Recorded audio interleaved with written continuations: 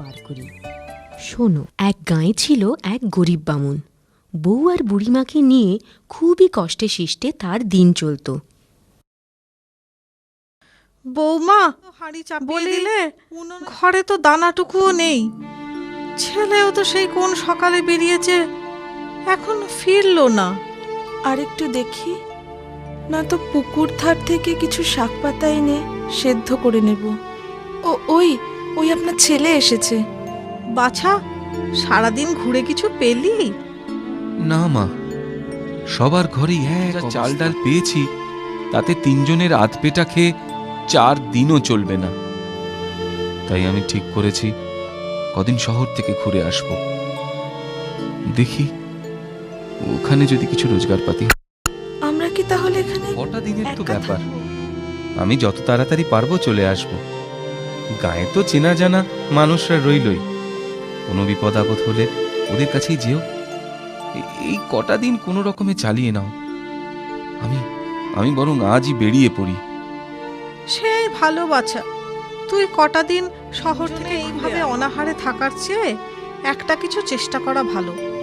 ও আমরা এই কটা দিন ঠিক কষ্টে শিষ্টে চালিয়ে নেব।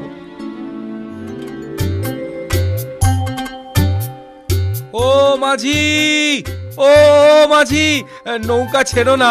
পোটলা পুটলি নিয়ে কোথায় চললে গো ঠাকুর মশাই? শহরে যাচ্ছি গো, শহরে। গায়ের যজমান বাড়ির অবস্থাও তো ভালো নয়, তাই শহরে যাচ্ছি দুটো রোজগারের আশায়। ঠিকই বলেছ, দিনকাল যা পড়েছে, কটা মাসের মধ্যে গায়ের কি দুর্দশা হলো বলো তো। আমি তোমায় বলে দিলাম ঠাকুর মশাই, আমাদের গায়ের ওপর নিশ্চয়ই কোনো শয়তানের দৃষ্টি। জানি বাবু, ভাগ্যে কি লেখা আছে, হবে হয়তো।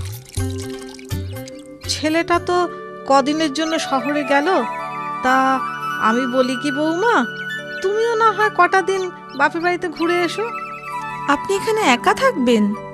দুজনে না খেয়ে কষ্ট করার থেকে এই ভালো। ঠিক আছে মা, আমি তাহলে বেলা থাকতেই বেরিয়ে পড়ি। বামনি গেল বাপের বাড়ি আর বামুন গেল শহরে অনেক দিন। এরপরে শহরে রোজগার শেষে বামুন ঘরের পথ ধরে। এদিকে ওই নদীর পাশেই এক শ্মশান, আর সেই শ্মশানেই থাকে এক জাঁদরেল ভূত। মাঝি, সামনে তো শ্মশান, এই পথে কোনো ভয় নেই তো? বামুন ঠাকুর, অত ভয় নিয়ে কি আর নৌকা চালানো যায়? জলে ভয়, ডাঙায় ভয়, আমার তো মনে হয় আসলে মনেই ভয়। তা যা বলেছ। পোটলা ভরা টাকা করি, ফিরছে বামুন নিজের বাড়ি। হে হে, পোটলা ভরা টাকা করি, ফিরছে বামুন নিজের বাড়ি। এই তো সুযোগ মাথায় এলো, দারুণ মজার ফন্দি। হা উ হা উ, হা উ হা উ হা উ হা।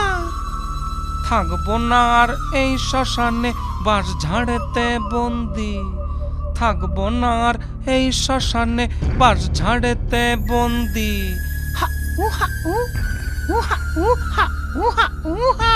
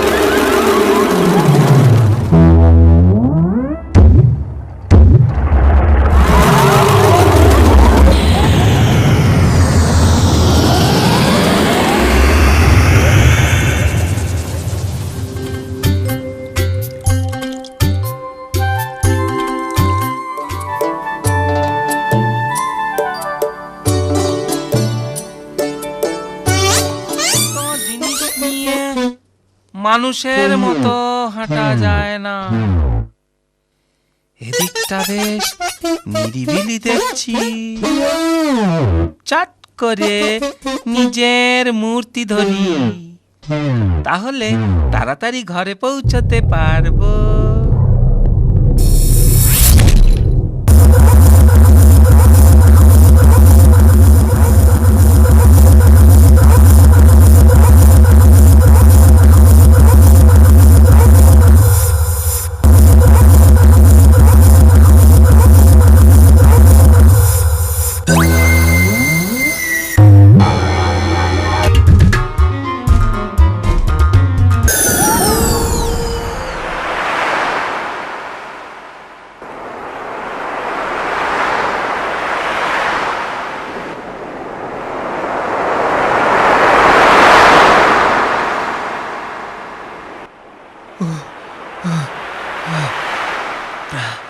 যা তুফানের মধ্যে পড়েছিলাম, প্রাণে বেঁচেছি এই ঢের। জিনিসপত্রগুলো সব নৌকাতে ছিল। যাই যাই মাঝির কাছ থেকে জিনিসগুলো ফেরত নিয়ে বাড়ির দিকে যাই এবার। মাঝি ভাই, ও মাঝি ভাই! কি ব্যাপার, হঠাৎ ফিরে এলে যে? আরে আরে আমি নৌকা থেকে ঝড়ের দাপটে পড়ে গেলাম। যা হোক, এখন জিনিসপত্রগুলো দাও দেখি বাবু। তোমার কি মাথা খারাপ হয়েছে? বাড়ি যাই। কখন আবার তুমি নৌকা থেকে পড়ে গেলে? দিব্যি তো নৌকায় বসে এলে, আমার পাওনা করি দিয়ে নিজের পোটলা নিয়ে চলে গেলে। তোমার তো এমন স্বভাব ছিল না। এত মিথ্যে কথা ধম্মে সইবে না মাঝি। মিছে কথা আমি বলছি না, তুমি বলছো। পোটলা পুটলি নিয়ে গেলে, এখন আবার ফিরে এসে বলছো জলে পড়ে গেছিলে, ফেরত চাইছো জিনিসপত্র। বলি তোমার কাণ্ডজ্ঞানখানা কি হে? বিশ্বাস না হয় একবার আমার গায়ে হাত দিয়ে দেখো না, জামা কাপড় এখনো কি রকম ভেজা। তাজ্জব কাণ্ড, তোমার কাপড় চোপড় তো ভিজাই দেখছি। তা বাড়ি যাবার পথে পা হড়কে পুকুরে পড়ে ভুলো যা। গিয়েছিলে নাকি? এ মাঝির পোতো দেখি কিছুতেই বিশ্বাস করে না। ভালো হবে না বলছি মাঝি, ভালো হবে না মাঝির পো। ব্রাহ্মণের সাপ লাগবে। তোমার সাপ সাপান তো রাখো দেখিনি। যাও যাও, এবেলা বাড়ি যাও। হ্যাঁ হ্যাঁ, তাই যাচ্ছি। তবে জিনিস ফেরত নিতে কিন্তু আমি আবার আসবো, এই বলে দিলাম।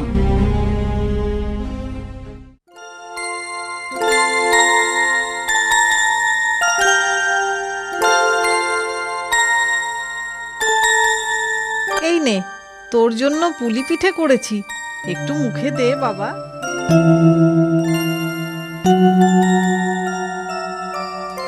ভালো কথা,